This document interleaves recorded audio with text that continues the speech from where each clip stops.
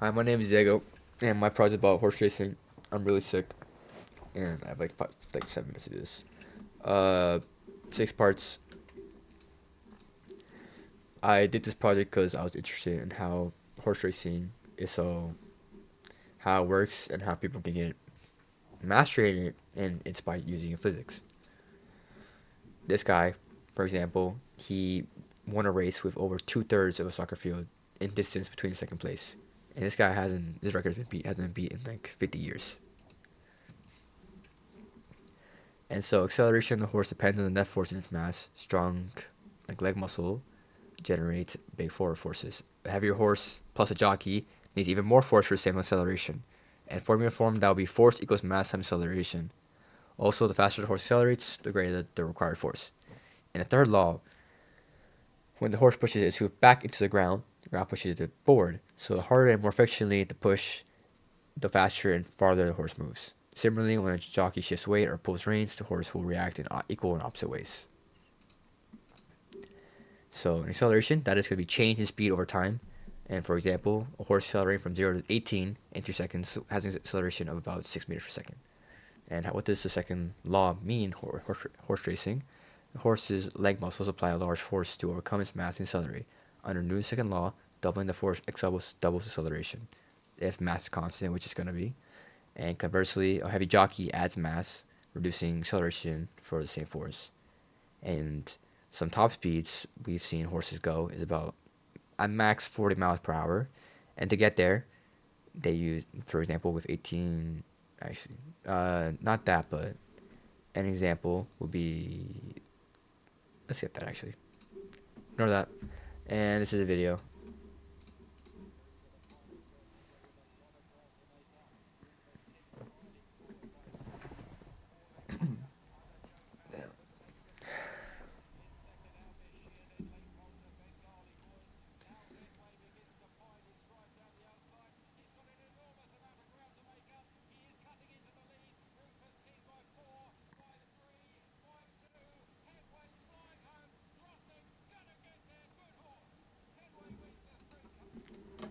So you saw that horse was flying, um, and you saw these horses. They were all at almost their top speed, and they were passing the cars on the other way. But that's the second place person or whatever place he was in. He pushed his horse to his limits and got to first place. And I skipped the last part because this actually talks about kinetic energy. And so kinetic energy is going to be 1/2 times mass times velocity squared. And because kinetic energy is has velocity squared, if you double the speed, that would actually quadruple the energy needed. So the faster the horse is going, it'll make it it'll make it more exponentially harder for it to keep that pace. So in energy transfer, the horse's muscle do work to increase kinetic energy. Efficient mechanics mean more of the energy goes into forward motion rather than wasted on air resistance or something similar. An example of that would be we already divided the mass by two, like what we found here. So the velocity was 10. We get 50,000. We get 50,000 joules. 15. We get this number. Damn. And if it was 20, we get 200,000 joules. So as we can see, this is 4 times as much as this one, even though we only went double the speed, double the first speed. It actually quadrupled. And so the ground itself actually does affect the horse racing. It provides traction. So if the track is very firm and well kept, hooves grip better, and push off is strong. If it's muddy or too loose after a rainy day, slipping increases and energy is lost. The track condition does affect friction and speed and air resistance. And so, for example, whenever like you're running in like track, when you're going really fast, you can feel the air pushing onto you, like pushing you back, and that's air drag and resistance. And that is way worse for horses because they have a bigger frame, so more of them is getting hit by air.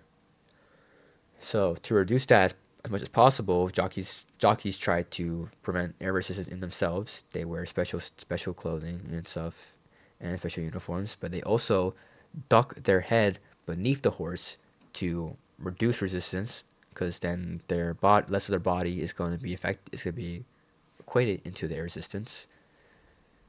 So we can see here, this is the wrong way to do it to race. You see, over half his torso is above the horse, so half of his torso and above will be equated into the air resistance. So when their air pushes forward, it'll push him as well. It makes the horse slower overall.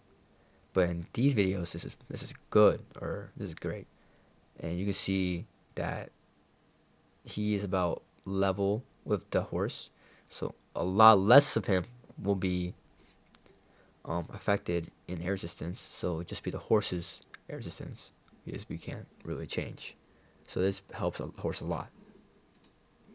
And what does the jockey more do with yeah. So in new second law, we know jockey weight matters. Carrying extra weight, which is going to be the rider, will require more force for same acceleration. So that's why jockeys are very light often, so about 50 to 60 kilograms for races. And something that can only be done through mastery and like a bond with the jockey and horse is communication. The jockey's posture, which you already talked about, changes aerodynamics by crouching, but also shifting weight subtly signals the horse where to go, left or right, and good balance means the horse can run more efficiently without fighting the rider's movements. So the horse trusts the rider more and will do what he says without like doubting him. And usually, as a fun fact, jockeys are usually short in stature, so that means less of an area to hit their head in air resistance, which gives the horse an edge. Let's do this quick video quickly.